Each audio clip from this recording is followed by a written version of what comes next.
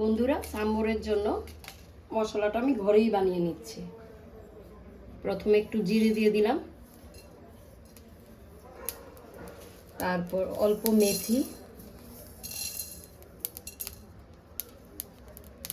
তারপর ধনিয়াটা একটু বেশি,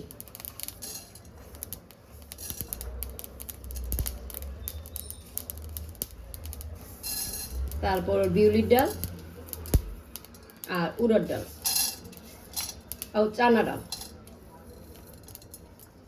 আর একটু গোলমরিচ, অল্প একটু চাউল দিয়ে দিচ্ছি।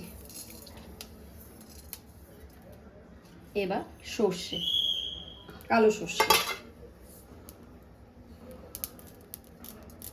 দিয়ে একটু বেশি করে কারি পাতাটা দিয়ে দিলে স্মেলটা ভালো আসে।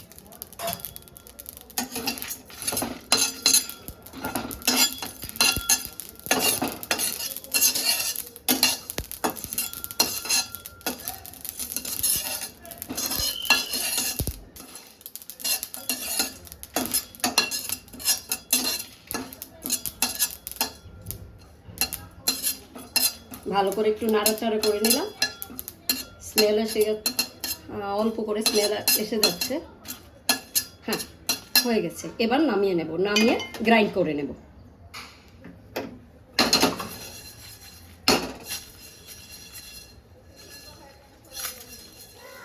এবার সাম্বরের জন্য কড়াইতে তেল দিয়ে দিয়েছি। প্রথমে মেথি দিয়ে দিলাম আর একটু কালো সর্ষে দিয়ে দিলাম।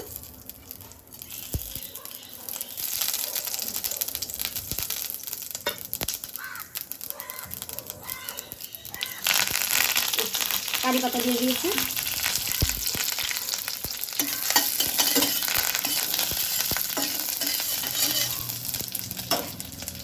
এবার একটু নুন দিয়ে দিলাম।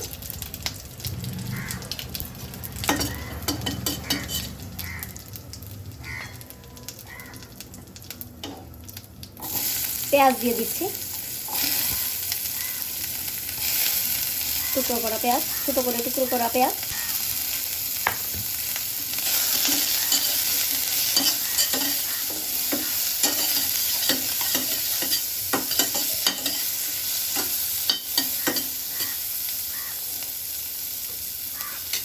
এবার একটু কাঁচা লঙ্কা দিয়ে দিলাম।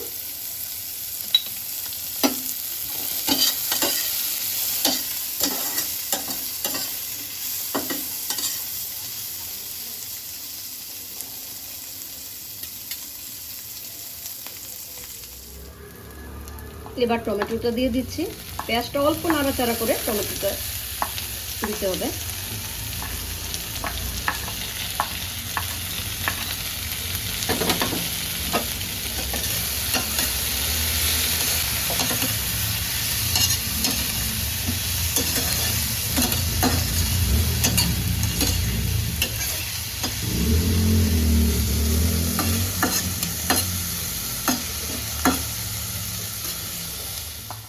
এবার মিষ্টি কুমড়ো দিয়ে দিলাম।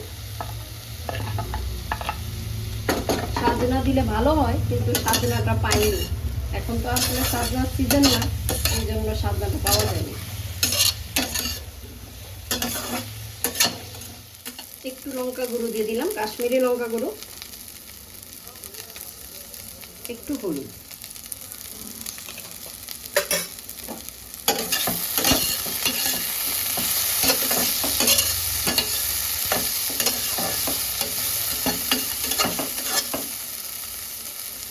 আগে থেকে আমি অরহর ডাল সেদ্ধ করে রেখেছিলাম।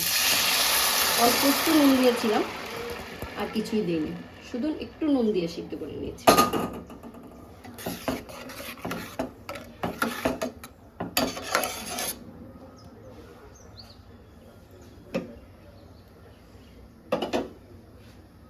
নারকেলের চাটনিটা বানিয়ে নিচ্ছি। টুকরো করা নারকেল দিয়ে দিলাম, একটু আদার টুকরো দিয়ে দিলাম,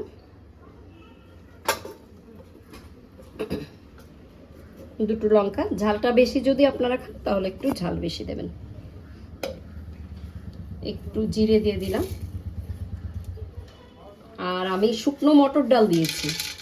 যদি এটা থাকে এটাও দিতে পারেন, বা একটু চানা ডালও দিতে পারেন, যেটা ইচ্ছে।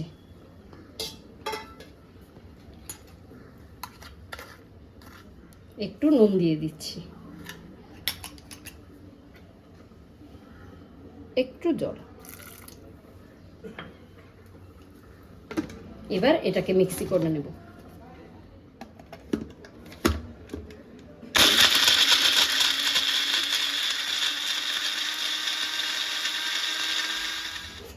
একটু ঢাকনা দিয়ে দিয়েছিলাম, ঢাকনাটা সরিয়ে নিলাম।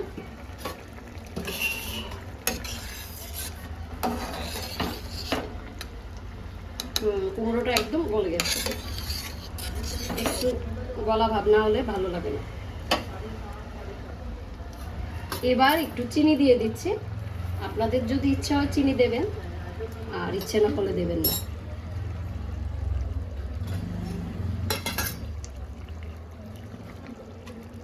এবার সাম্বার মশলাটা দিয়ে দিচ্ছি, এটা একটু বেশি করে দিচ্ছি।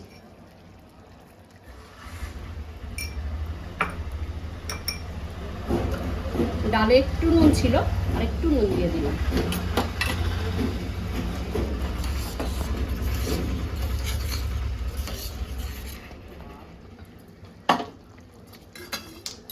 এবার ধনেপাতা দিয়ে নামিয়ে নেব।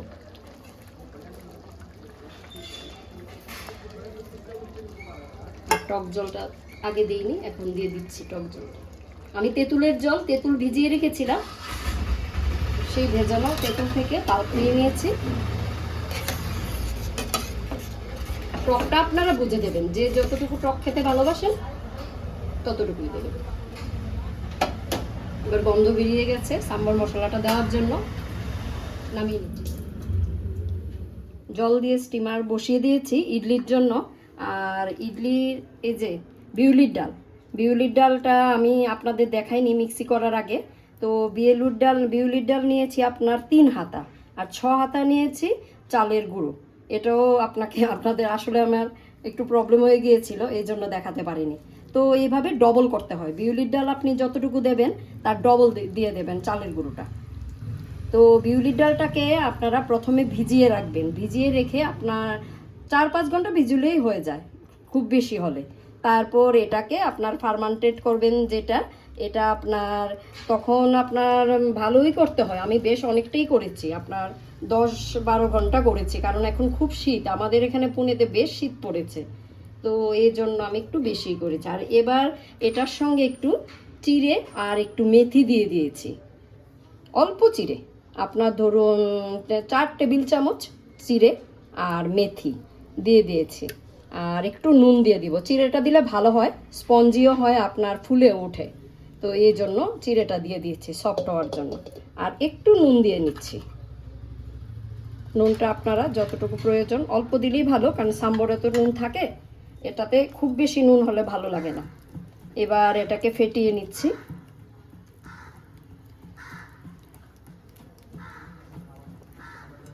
এবার আমি এগুলোতে একটু তেল দিয়ে রাখছি, এগুলোতেই বসিয়ে দেব। প্রথম যখন বসাবেন তখন তেলটা একটু বেশি দেবেন, তারপরে এক সেট হয়ে গেলে পরের সেটগুলিতে এতটা তেল লাগে না। তো এইভাবে আমি স্টিমারে বসিয়ে নিচ্ছি।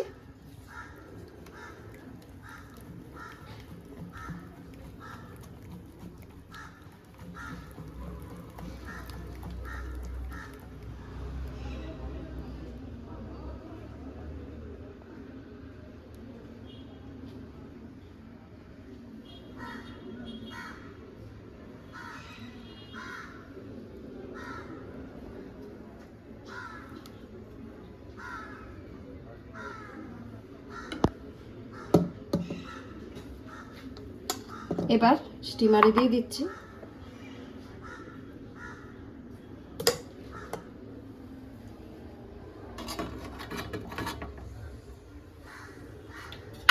আরেকটা সেটও দিয়ে দিচ্ছি।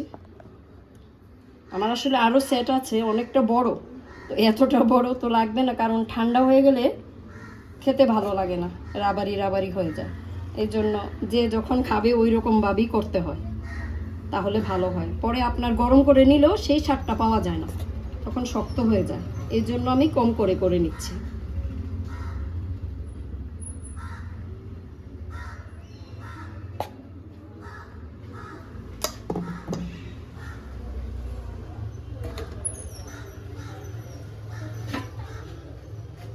এবার ঢাকনাটা দিয়ে দিচ্ছি। 10 থেকে 15 মিনিটের মধ্যে হয়ে যাওয়ার কথা। দেখছি কি হচ্ছে।